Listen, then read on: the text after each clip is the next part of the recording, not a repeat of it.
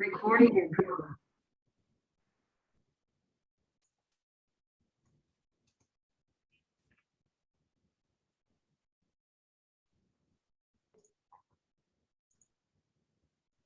Good afternoon, everyone. We still have a few more guests joining us, but we will get started in a couple minutes. You are invited to come off camera as you see fit and what is comfortable for you. I know for our trainees, it's a requirement. I also will say that we are a group, a workforce development family that thrives on sort of call and response. So whether you choose the chat to give some shout outs in, or whether you choose to verbally acknowledge and agree or give a hand clap, we welcome your reactions, or even using the reaction button as well. We love, love, love knowing your feelings about some of the things that are being said, and sort of the positive affirmation that we usually get when we're in a room together. But I guarantee that you're going to get some of those same feelings in spite of us being in this Zoom room. So again, good afternoon, everyone. With the many competing priorities, I am happy to see that so many of you have taken the opportunity to pause, just pause and join us as we highlight and celebrate our student trainees and their families, the supervisor mentors, staff, funders, and community partners who make this program possible. Yes, it indeed takes a village. My name is Candace Burns, and I serve as the Director of Inclusion and Workforce Development at Dana-Farber. Although today marks the end of the 2021 Summer Jobs Program, our commitment to the development of our current and future workforce is ongoing. The Office of Workforce Development focuses on increasing access and developing the skills and employability of both youth and adults. We equip program participants with the necessary career and college readiness skills and resources to successfully pursue post-secondary education, careers, and career advancement opportunities. The student training program provides meaningful internships for Boston youth to gain knowledge and acquire the tools and skills necessary to move them towards their personal and professional goals. They're engaged in workshops and other activities that challenge, excite, and motivate them. All of this in support of Dana-Farber's mission to train the next generation of healthcare professionals. We take this work very seriously, holding our students and mentors alike to very high standards. Since 2007, 494 students have matriculated through our summer and academic year program, and to date, over 50 alumni have been hired at Dana-Farber as full-time staff, starting as high school students. We are pleased with the outcomes of this programming and the accomplishments of both current students and our alumni, some of whom are in the room. Later in the program, you will hear from students and supervisor mentors who will share their experience in the program. Before introducing our keynote speaker, let's acknowledge our supervisor mentors. Whether you're a first-year Dana-Farber mentor supervisor like Geraldine Saxon from genitourinary oncology, or Alyssa Lyons and Katie Schweitzer from strategic and organizational effectiveness, or maybe you're a repeater supervisor like Lutz Boone and Erica Wolf from informatics, or Martha Young in pediatric oncology. Whether you represent a department in the Longwood campus, or maybe you joined us from our satellite in the South Shore area. And whether you manage student trainees in a remote workplace on-site, or even in a hybrid model, you as supervisor mentors, you showed up and you created the space for our students to learn, develop, and showcase the added value they bring to the workplace. We are so thankful to our supervisor mentors representing over 50 different host sites this summer. To our funders, John Hancock, Taco Bell Foundation, and others, we thank you and appreciate your support.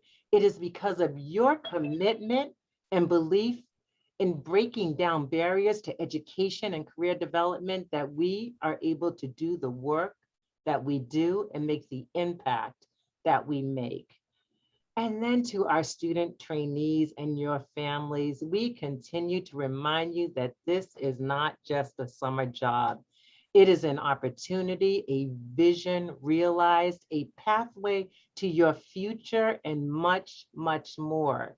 You have demonstrated the commitment, the ability to take on new challenges, and a passion for learning. So continue to hold your heads high, go back into your schools and into your communities, sharing the skills and the knowledge that you have gained this summer.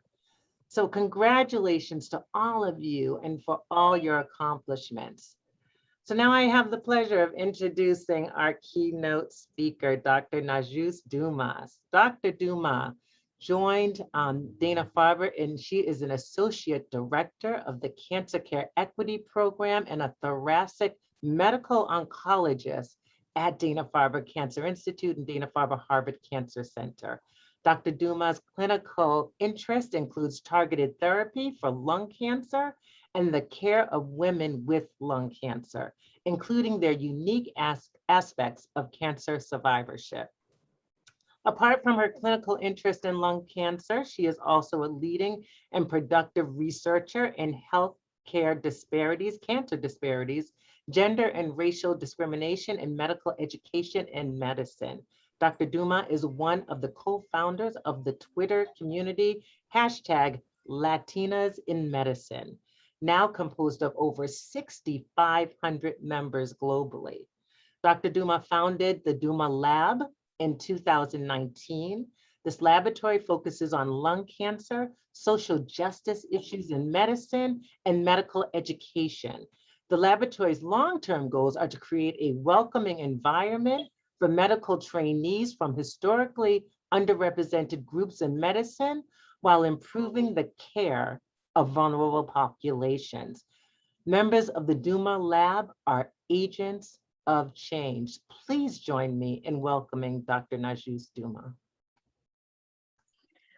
Thank you, Candace, for the introduction. It is my true pleasure to be here. I'm still trying to find out where the bathrooms are, but this is the highlight of my week. I could come to you via PowerPoint presentation and show you statistics that you have heard since you were very young, well, before you even were able to speak. The goal of this is not for me to show you another fancy presentations. And I have to admit, I have very nice animations and a Cardi B meme here and there that is very popular among my students. But I'm here to tell you my story. When I was younger, I often met these doctors that were right in the pedestal, and we see them like out there, and that it's very hard for us to see ourselves there, in part because many of those people didn't look or sound like us. They don't have the same experiences that we do. But I'm here to show you that it is possible, and that I have a very thick Spanish accent, and I have given presentations all around the world, and that hasn't been an obstacle. I have given presentation in my Converse because I forgot my shoes, or I just didn't want to wear heels that day. So I'm going to tell you my story, and you can ask questions, you can interrupt me, because that's what I'm here for. So I have to acknowledge that I come from a privileged background because both of my parents are doctors. They met in residency and they divorced when I was very young. But my mom was a single surgeon, a single mother surgeon.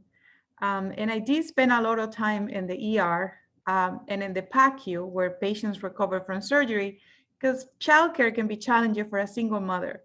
So my mom will leave me to the care of the nurses. So I always appreciate our nurses because they raised me. I grew up in Graham crackers and 1% orange juice. That's what you give patients after they come out of surgery. So why I came from that privileged background, I understood the struggles of a single mother very early on, when there's nobody else to care for me, and I have to be waking up and be taken to surgery or to the surgery recovery room because that was the option. I come from a multicultural family. So my father is Dominican. My mom is Colombian, and I'm Venezuelan. I was born in Venezuela. My grandma who raised me is Spanish, and my other grandma is Eastern Indian. So I grew up with a very Catholic grandmother and a Hindu grandmother, which it made me develop very good skills as the UN ambassador in the future, because I don't have a middle name and I'm a Latina. So that was a compromise, because my Indian grandmother wanted me to get the last name as my middle name, which is a tradition. My grandma wanted me to have this virgin last name, a middle name. So the compromise is that I wouldn't have a last name, a middle name, which is very uncommon in South America.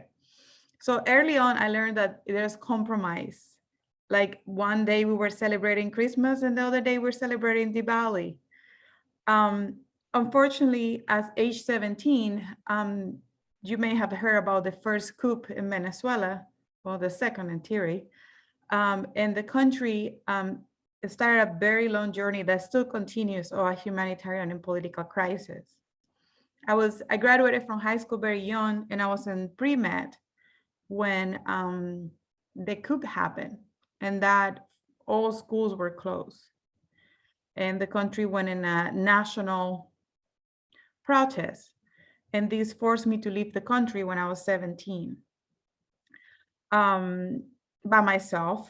So I left what I think I knew, and I moved to the Dominican Republic to restart school again. And while we have the same languages in the Dominican Republic, they're very different cultural differences from the Caribbean to South America. I was very young, so I learned very early that money management was very important, because the first 15 days I would eat very well, and the second 15 days I would go to Dollar Tree and eat tuna fish in many different ways. I learned to make canned tuna fish in many different ways. And I learned very early that I was an outsider because I spoke the same language, but I have an accent. I have very different experiences, like surviving a coup and a protest, many protests I went to in Venezuela. So with little challenges, opportunity came to come to the US, and I didn't speak English. They offered me the opportunity to come to do my medical rotations. And honestly, I already felt like I was a citizen of the world because I didn't belong with the Dominican. Coming to Venezuela, coming back to Venezuela wasn't an option. So I say yes, and I left with 2 suitcases, and the place they sent me was the place that I less suspected, which is Seattle, Washington, the farthest place in the US besides Alaska from my family. My English was so poor that I drink a lot of coffee. So I'm drinking coffee right now because I'm South American and my mom is Colombian. So as a Latina, I just started drinking coffee when you're like 2 years old. And the people that know that's true, you can raise your hand. You know, they give you some café con leche very early on. So my English was so poor that at that time, the white chocolate mocha of Starbucks came out. That was the thing. And that was the only thing I felt comfortable pronouncing in English. And I don't like sugar in my coffee. I grew up with a grandpa that would say, don't put sugar in your coffee, you're damaging the coffee. But I was so insecure about my English that every time I would go with Starbucks, I would say, I'm going to get a drip coffee. And I would pronounce it and practice in the mirror. And when I would come to the register, I would completely freak out, feel insecure, and ask for that white chocolate mocha again. But I guess the need of caffeine was higher than anything. And I did the same for a month until finally I was able to ask for a regular drip coffee, which also saved me a lot of money. But the point is that people don't tell those stories about their English being so poor that they couldn't communicate. I went to a doctor and I remember being told, oh, here's another non-English speaker. And they didn't know I was already a med student. So I finished medical school. I won't say I was fortunate. I worked hard to graduate the first of my class. And I started residency, and something that I was never expecting, and is that I didn't look like doctors supposed to look. So I was in my first year of residency in New Jersey, I was full with comments like, "Oh, you're so Latina." And I still don't understand what that means. "Oh, you're so colorful." "Oh, yellow. What a bold choice, Dr. Duma." And all those microaggressions make me feel like I didn't belong in medicine, despite growing up in the ER, despite being raised by nurses. And that led to clinical depression. So I was clinically depressed because I felt like I didn't belong in what I thought was my pathway. I remember crying from the parking lot of the hospital all the way to my apartment, cry some more in the shower, and then fall asleep because I was so exhausted from it. People will say, "Oh, you let those comments get to you." But it's like a paper cut. If you get one comment like that, you can live with it. But some of us get hundreds of paper cuts a day, and they can get to you. So I matched for fellowship at the Mayo Clinic, the #1 hospital in the country. People really thought I was doing great, like I was the rising star. I have many awards in research. I presented all around the US. But I felt like I couldn't be myself, like my identity didn't fit in. I didn't have the same experiences as my classmates. I didn't grow with a summer home.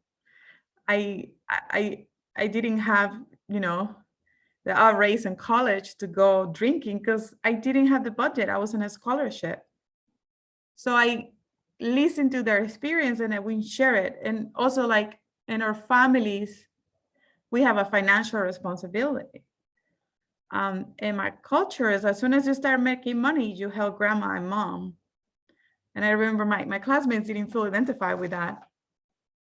Well, I was in Mayo Clinic. Everybody's like, "Oh, Dr. Dumas, the rising star, is doing so well." But I was clinically depressed. I felt like I didn't belong because nobody else looked like me. And then all my clothes became black, gray, and blue. That was the only colors I was wearing because somebody told me that's what professional was. Well, I remember one day just being so tired or not trying to be myself that I just say, forget about all of this. I just can't be anybody else but who I am. And they're not gonna get a Latina. They're gonna get a 200% Latina with some Indian heritage and more. And I went to look for this yellow dress that I haven't worn in years. And I was still thankful that it still fit. Some tight, a little bit tighter than before. And I wore that yellow dress and I bring something to the table. And it's that I bring the experience of my people. I bring the experience of, I understand some of the healthcare beliefs that Latinx have. I can understand, and I have lived what is to be a Latina and a woman of color in medicine. So I remember that day was a day of like most just being tired of trying to fit in. I decided that I wasn't gonna try to fit in anymore. Because you want diversity, you need to get the whole thing. You don't get to pick and you don't get to weaponize professionalism.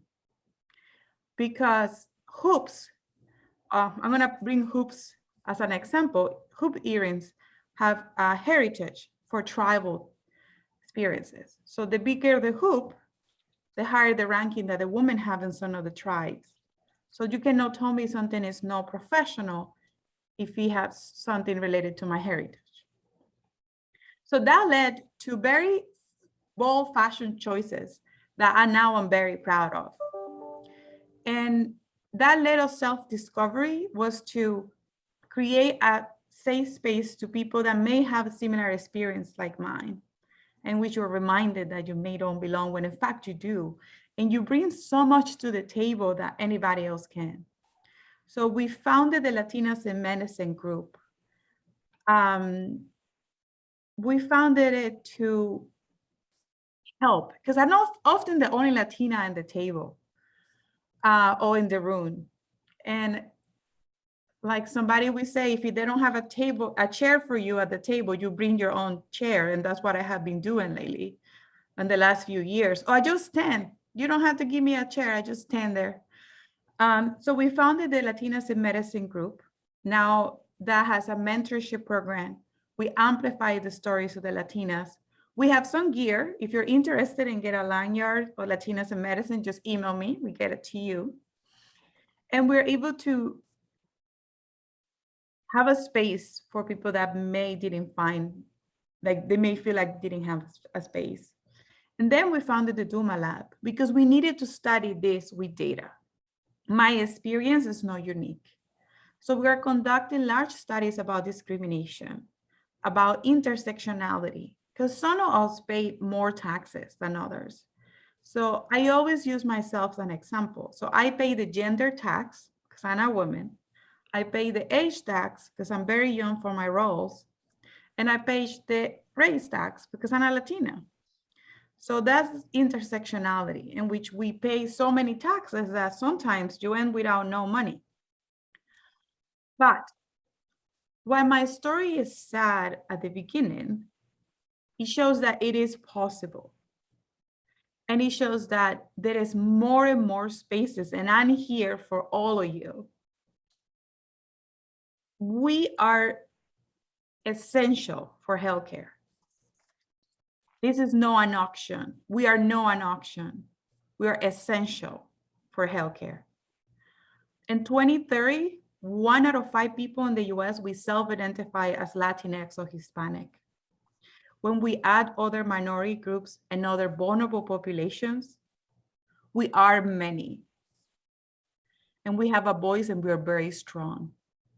If you want to know how strong we are, ask your abuelita or a Latina grandma. Those ladies are made out of steel. So there is a place for all of you. And there is no dream that's not big enough.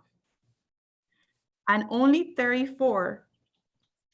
And there's still many things I want to do. So age is also no reason for anything. And there is no reason for somebody to tell you that you cannot do it because of who you are. Because that honestly doesn't matter. You need your will, and that's what you need. If I learned how to say drip coffee after having white chocolate mochas, which I cannot even taste right now. If I smell it, it gives me nausea. Honestly, if I learn how to ask for drip coffee and now I'm able to, like, I learned English in my 20s. Everything is possible to do. There's many materials on how to deal with microaggressions. But the most important thing about when you're dealing with microaggressions, that is not you, is them. Your presence is making them insecure. And it's okay to feel bad sometimes about microaggressions. We cannot be strong all the time. I had a very bad day Tuesday. So I found myself in my couch with a cup of Nutella and a spoon with my cat and watching for the 5th time the British baking show. And that was okay. And sometimes I rewatch these random shows.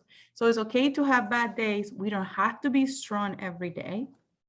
We can be strong the majority of the time, but it's also good to just have days that are not good. And I always have a supply of Nutella because that's my thing. Some people cope with exercise. I cope with Nutella. Everybody has a different coping mechanism. And I cope with arepas, which is something that we eat in Venezuela. I see Kathy, it's like arepas, just clapping. So to end my story is that you all belong and you're essential. Nobody will define your pathway but you. There are going to be obstacles, but sometimes just going over those obstacles feels so good. And like the very philosopher Cardi B will say, sometimes it's good to have haters because they download my music and I get more music downloads. So as I end quoting Cardi B, I'm at the end of my keynote, I'm here for all of you. And thank you for your time.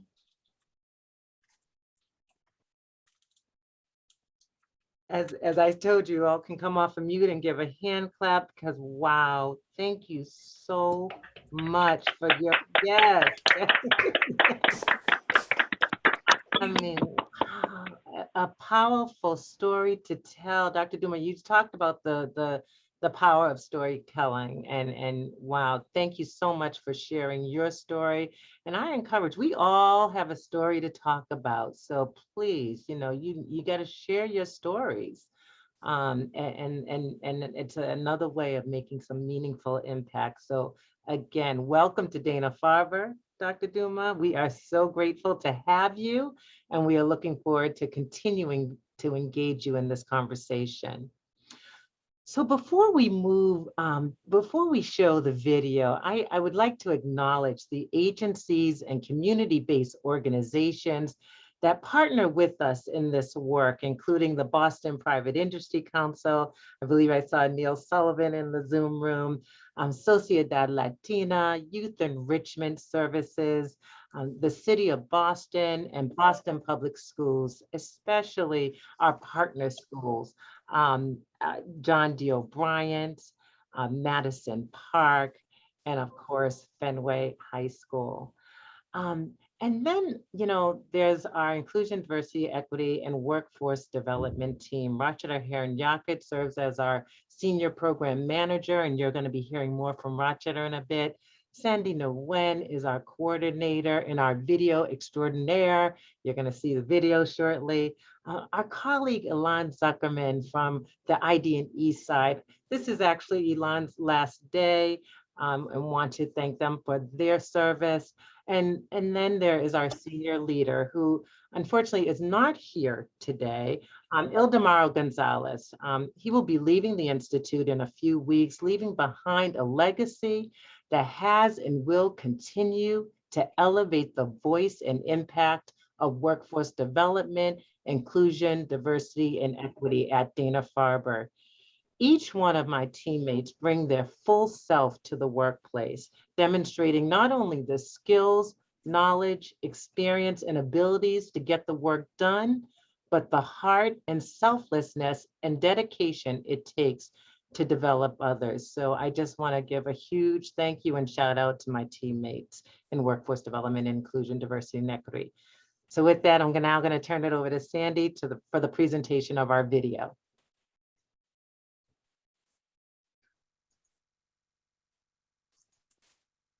Can everyone see the screen? Yes. Yeah.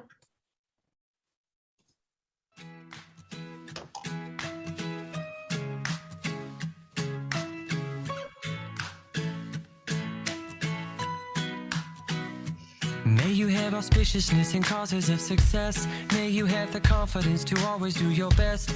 May you take no effort in your being generous, sharing what you can, nothing more, nothing less. May you know the meaning of the word happiness. May you always lead from the beating in your chest. May you be treated like an esteemed guest. May you get to rest, may you catch your breath. May the best of your todays be the worst of your tomorrows. May the road less paved be the road that you follow. Oh, well, here's to the hearts that you're gonna break. Here's to the lives that you're gonna change. Here's to the infinite possible ways to love you. I want you to have it. Here's to the good times we're gonna have. You don't need money, you got a free pass. Here's to the fact that I'll be sad without you. I want you to have it all.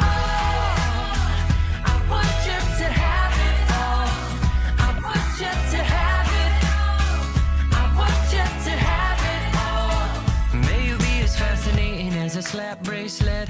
May you keep the chaos and the clutter off your desk. May you have unquestionable health and less stress. Having no possessions though immeasurable wealth.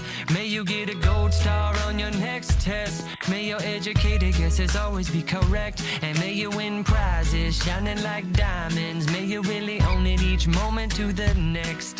May the best of your todays be the worst of your tomorrows. Whoa. May the road less paved be the road that you follow.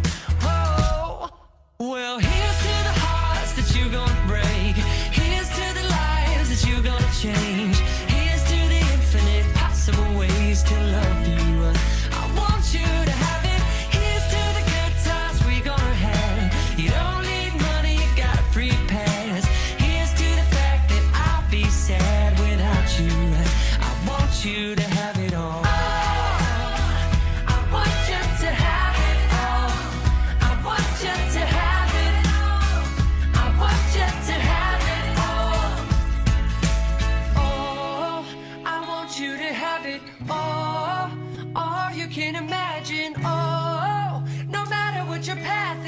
If you believe it, then anything can happen. Go, go, go, raise your glasses. Go, go, go, you can have it all. I told you, here's to the hearts that you gonna break. Here's to the lives that you gonna change. Here's to the infinite possible ways to love you. I want you to have it. Here's to the good times we gonna have. You don't need money, got a free pass. Here's to the fact that I'd be sad without you. I want you to have it all. I want you to have it all. I want you to have it all. I want you to have it all. I want you to have it. Here's to the good times we gonna have. Here's to you always making me laugh. Here's to the fact that I'd be sad without you. I want you to have it all.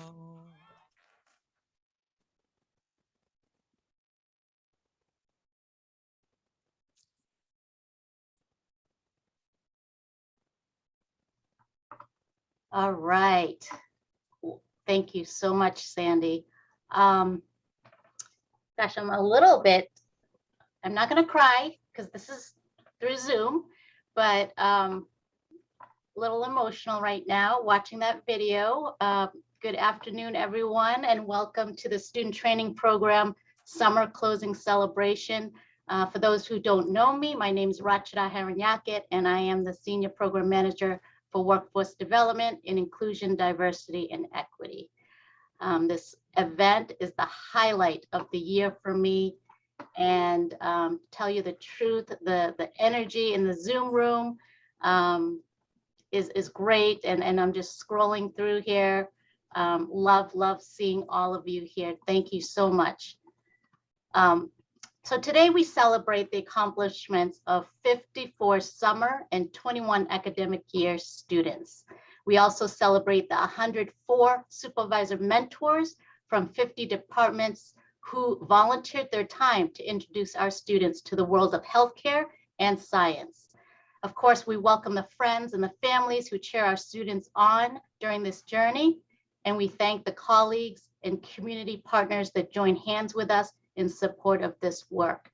And that is really to build the future workforce and create access and opportunities for Boston Public School students at Dana-Farber. So as you can see from the video, thank you so much, Sandy, for creating this and capturing all that we did this summer. It was a lot. In addition to interning in the departments, students engaged in virtual weekly workshops on personal branding, professionalism, personal finance. We also did a DISC assessment to learn about the different communication styles we had. Our high school students attended 5 virtual college tours around the greater Boston area, as well as attended virtual lunches with college students who helped us facilitate a book club. And they read the book Henrietta Lacks this summer. So you can see it's not just about a job. We say that all the time. It really is a commitment and investment in ourselves, our futures, and our communities. So I want to say congratulations to our student trainees. Continue to be lifelong learners and continue to build upon those important soft skills, showing up on time, taking initiative, asking questions, problem solving. These are the skills that will make you successful wherever you go. Continue to work hard and apply what you've learned this summer back at school, home, and your communities. We are so proud of you. To the college students, just wanted to give a shout out. You worked hard this summer to mentor the high school students. You're amazing at being leaders to them in the lunch circles. Of course, supervisors who make this program possible, thank you so much. I hope you gained as much from this experience as the students have. Of course, again, shout out to the workforce development team, Sandy, Candace, a special thanks to Rose, who helped us out this summer. I couldn't imagine doing this work without you. So without further ado, I want to present our next couple of speakers. The first being our supervisor, Charles Thomas, who will provide a perspective as a supervisor in the Department of Cancer Immunology and Virology. Charles? Thanks, Rachita. Hello, everyone. You guys can hear me, right? All right, good. So that's half the battle right there. So great to meet you all. Candace and Rachita, as Rachita said, they invited me to come here and speak today, talk a little bit about my experience as a supervisor. So I've been involved in the program for, I think, going on 6 years this year, and I've been kind of officially a supervisor for the past 4. I love this program. Hats off to everyone that's involved in it, especially the people that oversee it and make it all happen. It's a lot to do, and it's a lot to bring together, and it's just truly amazing what you all have accomplished. So thank you. So, to give my experience as a supervisor, I wanted to tell you a little bit about my background. So, some of you have probably heard this before because I tend to talk a lot, but I was born here in America. I was the first generation born in the United States. My parents came here from India. They didn't have a lot in their pocket when they came here. But the key piece here and kind of the evolving theme that you guys will see is that, or at least in what I'm going to say, is that they really worked hard and have become successful here because of the help of others. They had mentorship early on in their careers. They came here in their 20s. And that really helped them build a career and provide a great education for my sister and I to bring us to where we are here today.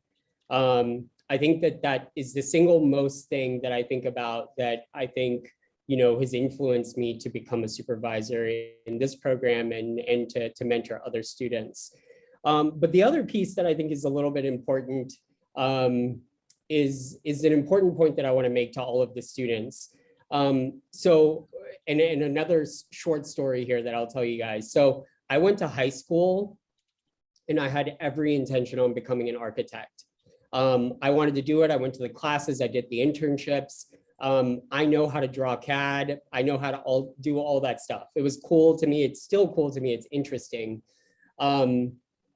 Without going into too much detail, I got a little bit sick between high school and college, and ended up, being in the hospital a little bit. And long story short, my cousin was a physician, ended up taking care of me because my parents didn't have great insurance at the time.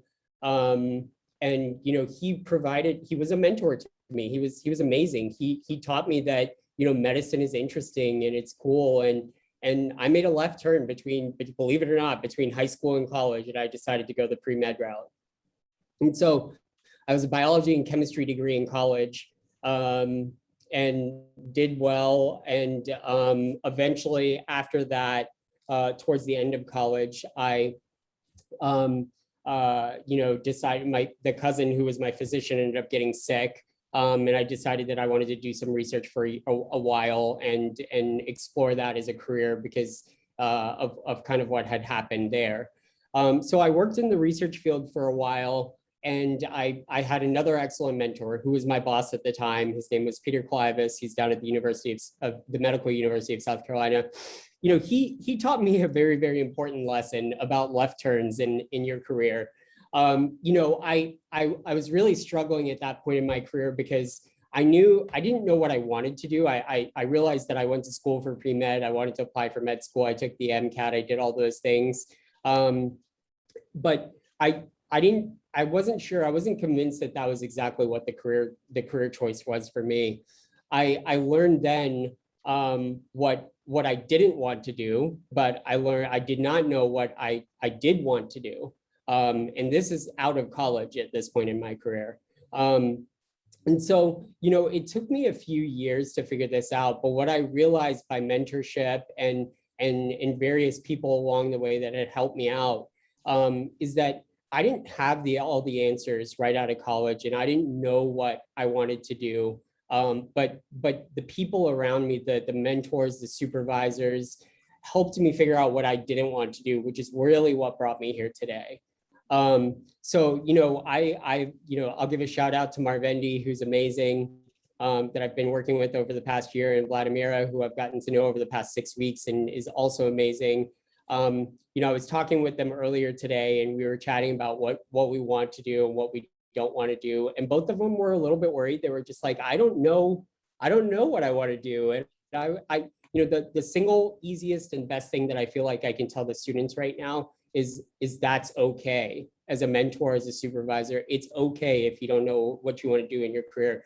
The one thing that I think is amazing is that you guys have had a wonderful program here that has exposed you to these amazing opportunities to do college tours, and Marvendi was and Vladimir were telling me about personal finance classes and communication.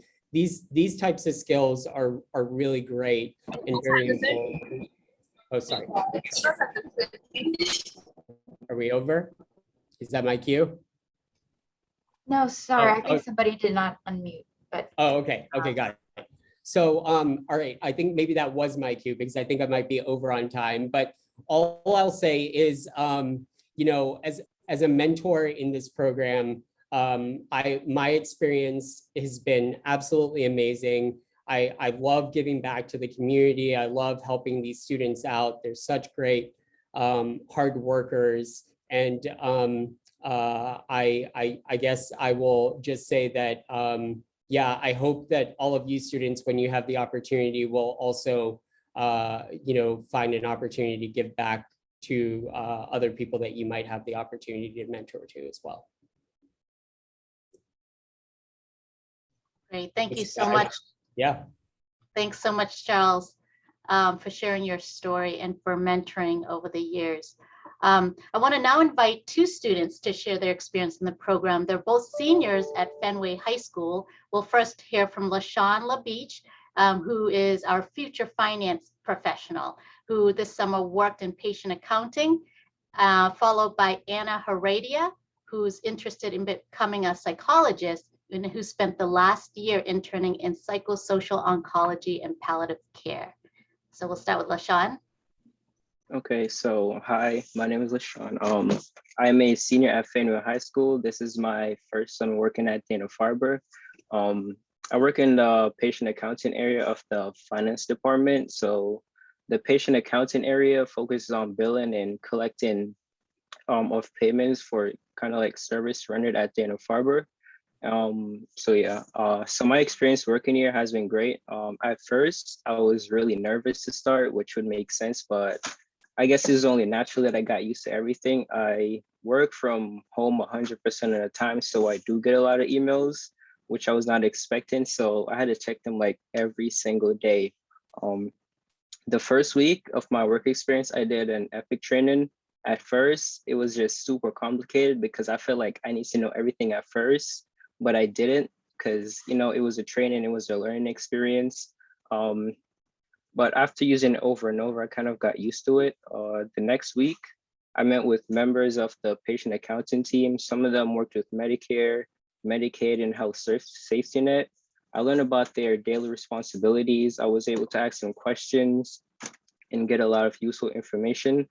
After that, I was reassured by them that I could go to them for any questions and any info or any support that they could give me. This summer, I worked on 3 projects. The first one that I worked on was to look up partial deductibles for patients and write it on spreadsheets. So how that works is I just go into a system called MMIS, which means Medicaid Management Information System. And I just looked up like how much is deducted and just write it on a spreadsheet. The second one is I check on eligibility on patients, also in the same system. And I do the same and write it on spreadsheets. My current and biggest project is I work with Denali's and Epic. So if there's like a reason why the claim might be denied in Epic, I just put in a reason code and then send it to someone else so they could fix that problem. So yeah, that was the biggest projects. Those were kind of the technical skills I've learned here.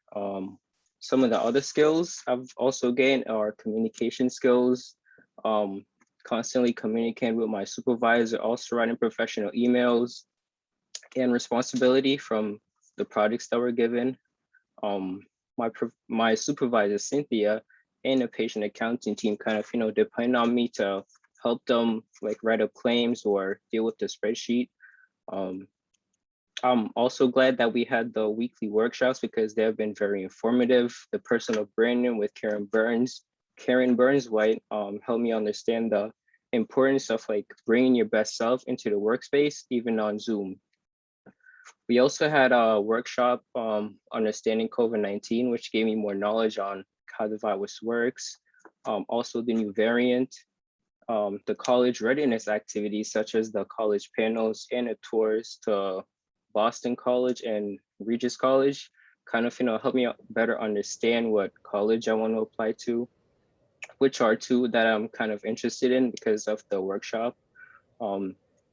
This summer internship at Dana-Farber has helped me gain real experience about different parts of financing. Also realized that this is something I want to continue, and Dana-Farber has made me realize that. Yeah, and also want to thank Dana-Farber, Rashida, Candice, and Sandy for giving me this opportunity to work here this summer. It was a wonderful experience, and also want to thank the patient accounting team and my supervisor, Cynthia, for supporting me while working here. It's been a pleasure to work with you for this past few weeks. Thank you.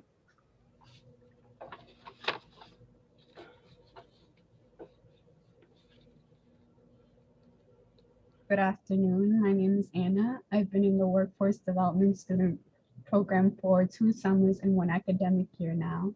My first summer in the program consisted of 25 hours each week of virtual workshops and activities, including college tours, similarly to what we do now with the exception of the in-department experience. As I went through the program in my academic year in the summer, I have learned the importance of professional development and what it means to be in the workforce. Through the many workshops, the ones that stood out to me were about personal branding, public speaking, and the patient panels. Within these workshops, I learned the significance of self-representation and representing your workplace and community. Other workshops have brought me out of my comfort zone.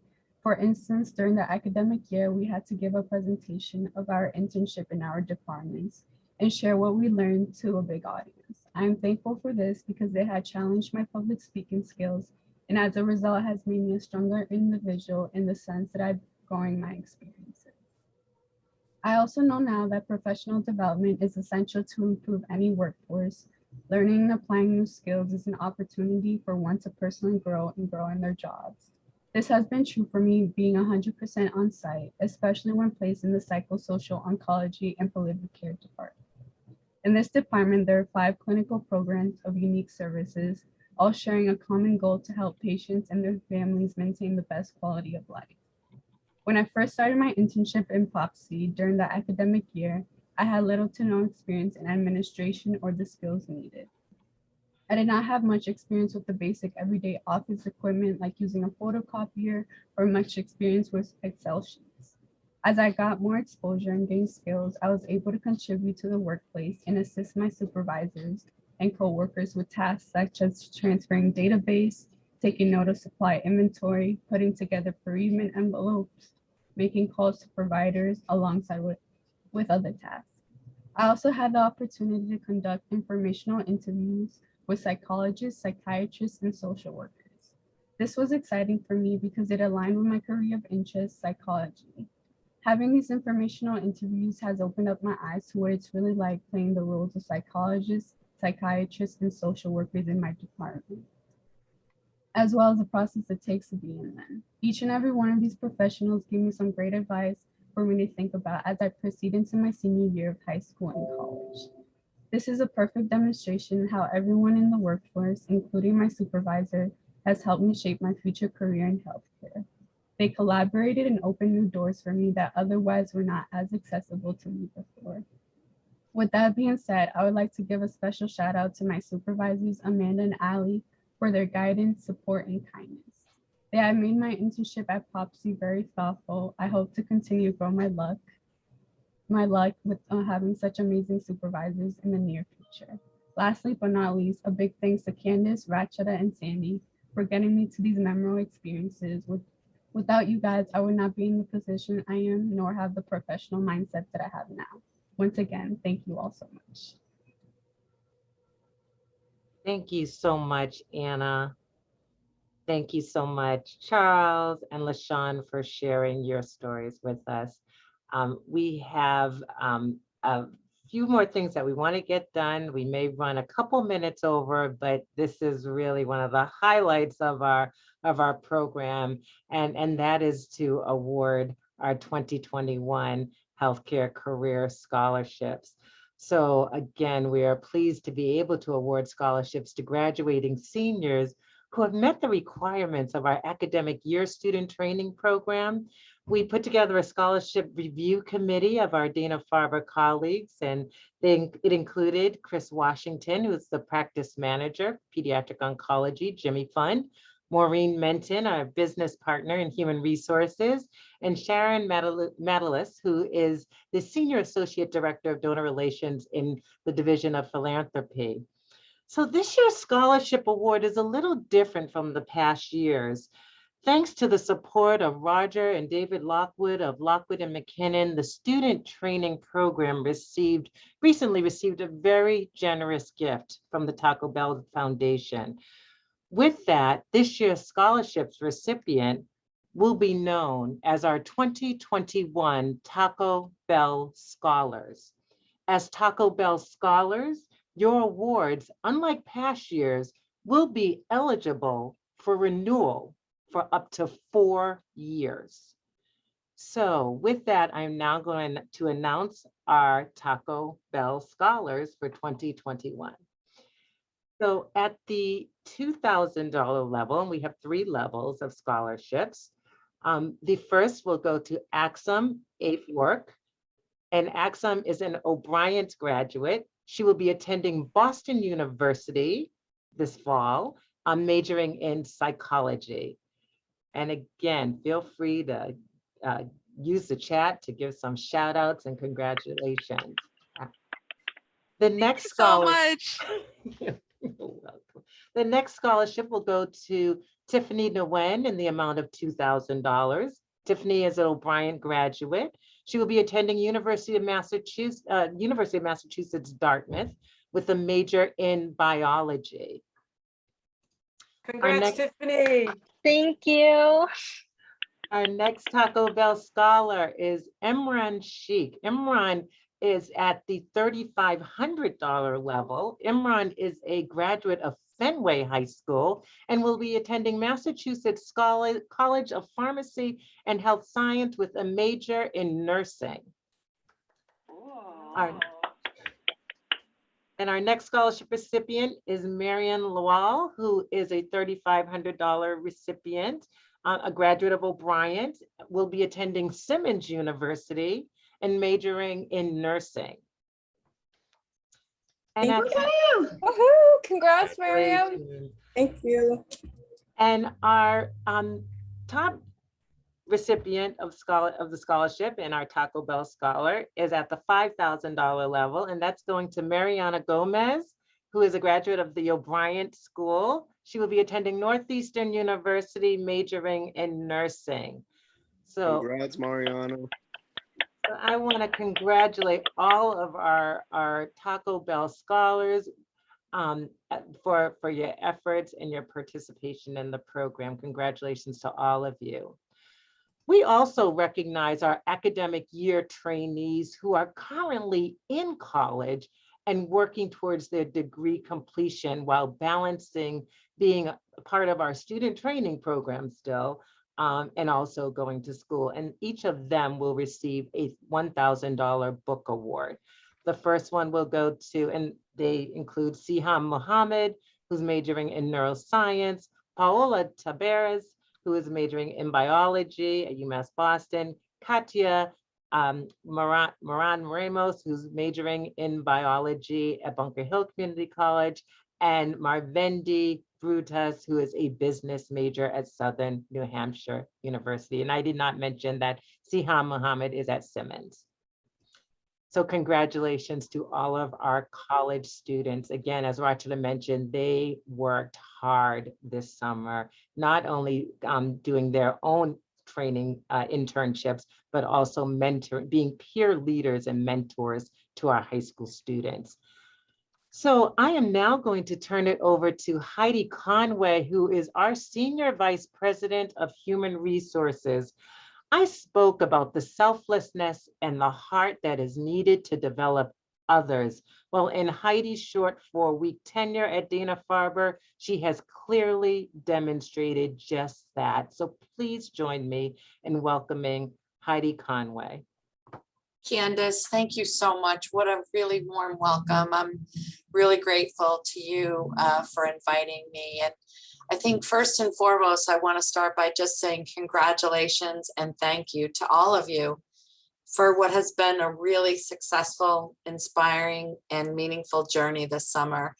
You know, Candace started talking about you in my first conversations with her earlier this summer, and even during the process of my journey coming to Hopkins. And I want you to know how much this program means to me personally and how committed we are. We're honoring all of you today, whether you're a student, whether you're a mentor, whether you're a supervisor, whether you're a community partner or a funder from our workforce development office here at Dana-Farber. Your efforts and contributions matter so much, and they help this program in terms of being meaningful to us, and also help us in our success in delivering the program to the students. So thank you all, and congratulations on a summer that is well done. To all the students, I do want to say a couple of words. Remember that this is a journey, and remember how proud we are of you, and also that we're always here for you. And your roots matter in terms of, you know, how you go forward and your journey throughout life. And you've mattered to us. Everything you learned and the people that you connected with are part of the experience, and the challenge is now for you to carry it forward. And as you move forward, remember you touched our hearts, you enriched our work lives and our lives, and we learned from you too. I want to send a special thanks to Dr. Dumas for being our esteemed keynote. I took so much from your presentation, and you know, the words that really resonated with me are so simple. There's a place for all of you. You just need your will. And I do want to comment on the video, because that is just Have It All is one of my favorite songs. My daughter Molly and I just have just joyful, I think, dancing episodes and life moments with that song. And I do believe you can have it all, and I'm wishing it all for you. But don't forget about Dana-Farber Cancer Institute, because you have mattered to us.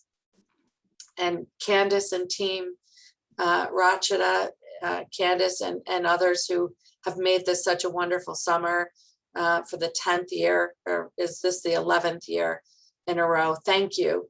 And we are committed to continuing to learn and grow and make this program even better next year. So thank you. Thanks, everyone. That concludes our program.